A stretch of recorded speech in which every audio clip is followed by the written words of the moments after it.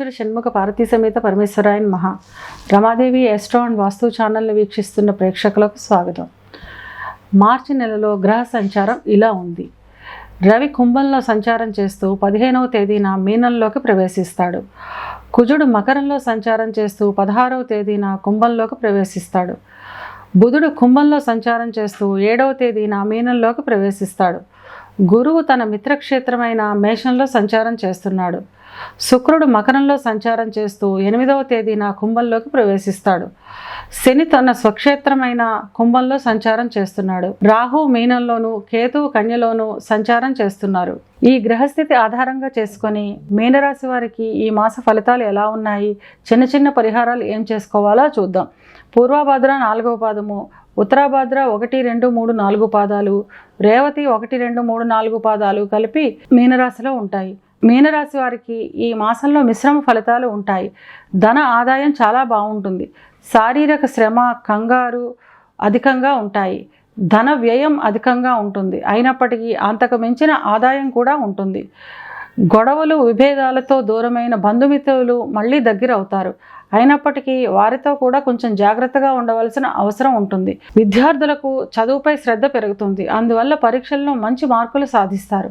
కోరుకున్న సీట్లు దొరకడం వల్ల విద్యపై అధిక శ్రద్ధను కనబరుస్తారు. విదేశాలకు వెళ్ళాలనుకునే విద్యార్థులకు మంచి కాలేజీల్లో సీట్లు దొరకడం, వీసాల వల్ల ఇబ్బందులు ఏమీ లేకుండా ఉండడం వల్ల సానుకూలంగా ప్రయాణాలు జరుగుతాయి. ఉద్యోగస్తులకు ఈ మాసం సామాన్యంగా ఉంటుంది. అయితే ఇబ్బంది మాత్రం ఏమీ ఉండదు. నిరుద్యోగులకు ఉద్యోగం వచ్చే అవకాశాలు ఉంటాయి. అయినప్పటికీ కోరుకున్నంత మేరకు ఫలితం ఉండదు. అంటే ఆశించినంత మేరకు కాకపోయినా ఏదో ఒక ఉద్యోగం లభిస్తుంది. వ్యాపారస్తులకు ధన రాబడి విశేషంగా ఉంటుంది. వ్యాపార విస్తీర్ణకు, వ్యాపార అభివృద్ధికి విపరీతంగా ఖర్చు చేస్తారు.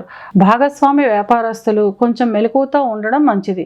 భాగస్వాముల మధ్య చిన్న చిన్న తగాదాలు వస్తాయి. 2వ వారం నాటికి అన్నీ సద్దుమణుగుతాయి.